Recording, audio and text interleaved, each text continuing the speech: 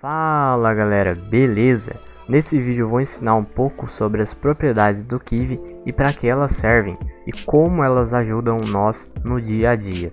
Para o que vamos fazer aqui hoje, seria melhor utilizar o Animate do Kivy, mas essa aula eu quero mostrar um pouco mais sobre as propriedades.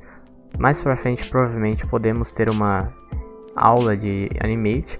E caso você não tenha assistido nenhuma das minhas aulas de Kivy, eu te recomendo clicar no card aí que vai aparecer no vídeo ou no link que está na descrição do vídeo. Lá você vai entender melhor o que estamos falando aqui, inclusive o que é essa tela. Então vamos lá, primeira coisa que a gente tem que fazer, né, é criar aquela mesma coisa que a gente criou no último vídeo, né, aquele esqueleto de iniciar o nosso root, iniciar o nosso arquivo KV e tudo mais. No arquivo KV a gente só chama a classe que está aqui no arquivo Python e aqui nós vamos desenhar. Nós vamos hoje criar um círculo e movimentar ele, tá? Então beleza. Como é que a gente vai fazer isso? A gente vai criar o canvas, né, com o color que vai ser branco, RGBA, vai ser a cor do nosso desenho. E aqui agora a gente vai criar a nossa forma geométrica. Nesse caso, a gente vai criar um círculo. Nós não aprendemos ainda como é que faz um círculo.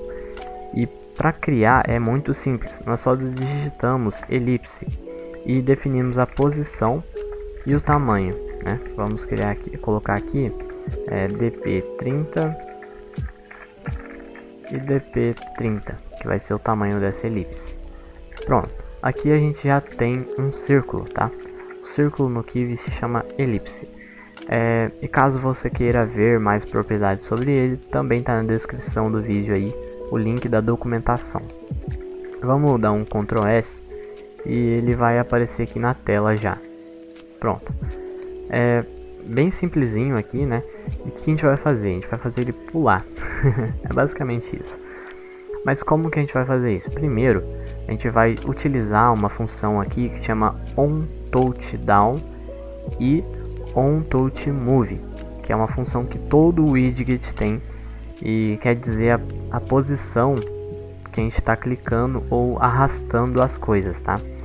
E a outra coisa que nós vamos fazer é utilizar o clock, que é uma classe que tem várias funções para agendar tarefas de acordo com o relógio do Kivy, né? Que é o tempo do aplicativo em FPS. Beleza. Vamos criar então nossa função onTouchDown aqui do widget root. onTouchDown. Touchdown. E aqui ele já me dá o argumento, né, que é o touch e o self. Aqui no Kivy nós temos que retornar o super onTouchDown e passar o touch novamente. Por quê? Porque se você já estudou classes, você sabe que nós estamos herdando, né, aqui do box layout e precisamos chamar essa função dele para que ela continue, né? O Kivy ele faz outras coisas dentro de cada widget nessas funções. Então a gente tem que continuar se o toque foi no widget. Então como é que a gente vai saber que foi no widget? A gente vai colocar if not self touch chama collide point e a gente vai passar o touch.pos e desempacotar ele. Se não colidiu, né, se o ponto que a gente clicou não está dentro do widget, então nós retornamos false. Aí do contrário, a gente retorna a própria função, tá? Que é para ela continuar fazendo o que ela precisa de fazer. Aqui nós vamos utilizar a propriedade que eu estava falando, tá? Então para isso a gente tem que importar ela, tá? Kivy.properties import list property Beleza, aqui a gente cria, por exemplo, circle pos. É uma função, tá? E aqui a gente coloca os argumentos da lista. E tá, beleza. Eu vou mostrar o porquê que esse circle pos é muito importante. Ele vai alterar a posição desse círculo automaticamente. A gente não precisa de redesenhar esse círculo. Como eu mostrei para vocês na última aula, a gente estava utilizando as propriedades do próprio widget, né, que é o size, o x, o pos, que ele ia alterando automaticamente, redesenhando. Mas aqui é uma forma geométrica, a gente tem que mexer na forma só.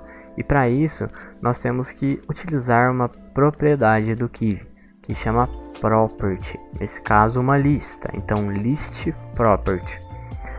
Quando a gente clicar no nosso widget, nós vamos definir uma variável que chama lastPos, né? A gente vai mudar o valor dela, que é uma lista normal. Então a gente vai colocar aqui, ó, self.lastPos é igual a touch.pos, tá? Que é a posição do touch que a gente tocou. E na função onTouchMove, que também tem a mesma coisa que o down, nós vamos retornar não, a gente vai fazer um calculinho aqui, calculinho. Vamos colocar o x e o y, né, lx, ly, né, que é o last, é igual a self.lastPos. E a posição de agora, que é o x e y, que é touch.pos. Agora nós vamos movimentar esse círculo. Como que a gente vai fazer isso? A gente vai pegar a diferença das posições e mudar a posição do widget. Vamos fazer o seguinte, então. Self.circlePos é igual a lastx mais x. Ou menos, né? Aí eu vou mostrar isso daqui a pouco. Vírgula. Ly mais y. Nós vamos ver a diferença. Por quê? Porque aqui é 0. Aqui vai ser 1. Por exemplo, 100, né? E se eu pegar aqui, vai ser 100. E aqui vai ser 50 e até o 0 também. Então, se eu fizer o anterior 0 mais 10, ou seja, ele vai vir para cá. É só um exemplo. Bom, galera, não esquece que list property, na verdade todos, né, numeric property e tudo mais, ele termina com y, tá?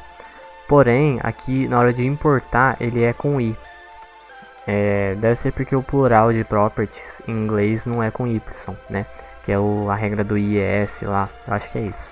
Quando termina em y, ele tira o y. Mas enfim, vamos agora tentar mover ele, tá? Se eu mover, vocês podem ver que não acontece nada. Por quê? Porque lá no main.kv nós não mudamos aqui, né? Não colocamos a propriedade que a gente criou.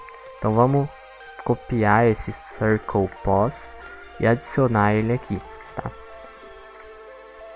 Bom, no começo ele está aqui embaixo. Até porque se eu colocar 50-50, ele vai aparecer lá em cima, tá? Mas não é para isso que a gente criou, tá? A gente criou ele para quando a gente clicar, a gente conseguir movimentar, olha lá.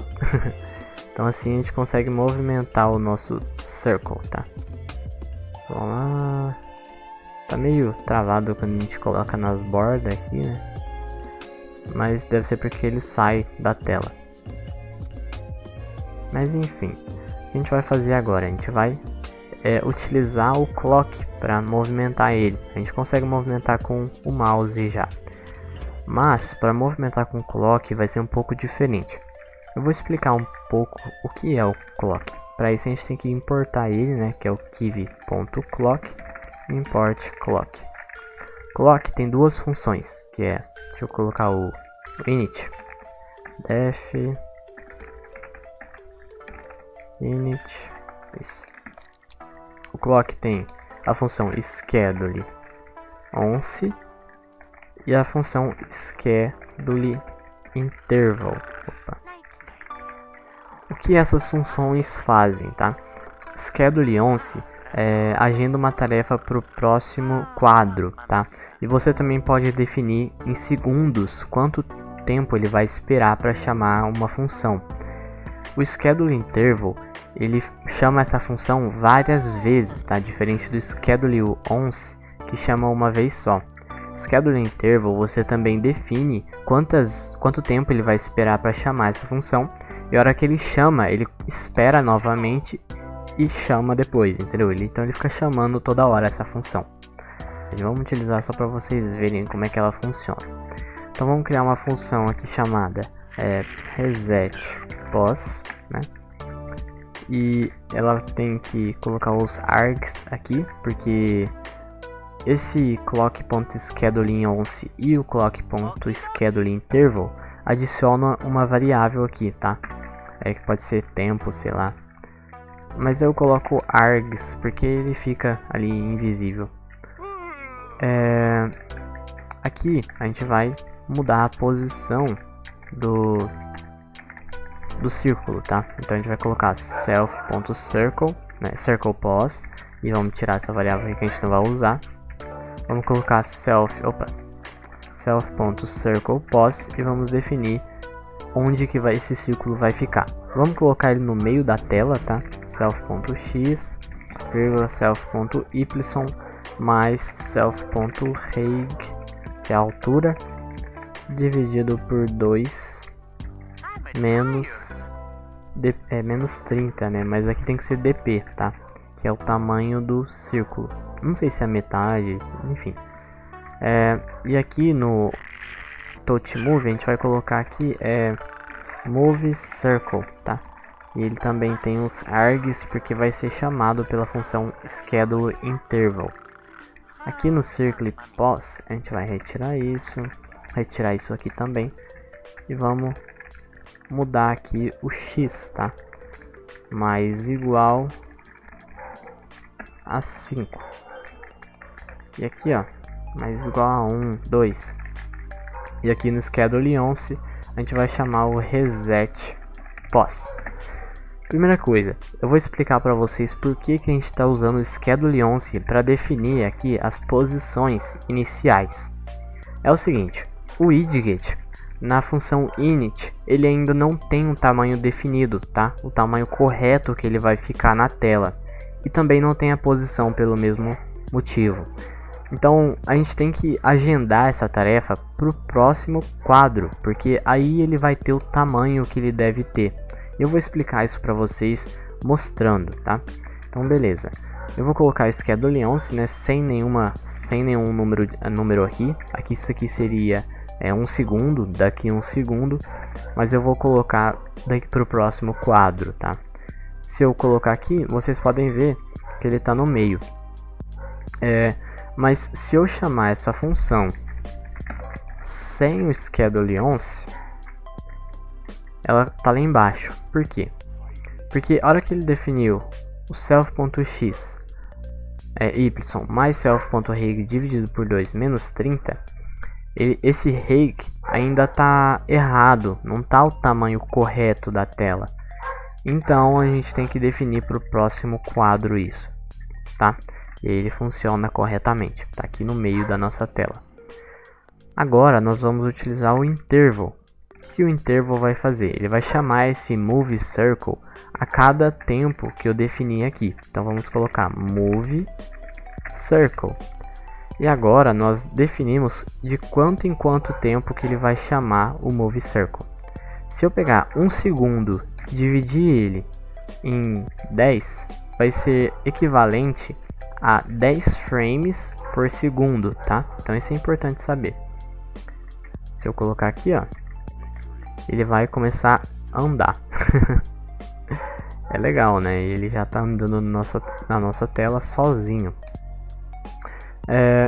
E eu não fiz uma coisa, tá? Eu não verifiquei se ele tá na posição correta, ou seja, ele vai embora. Olha lá, tá indo embora.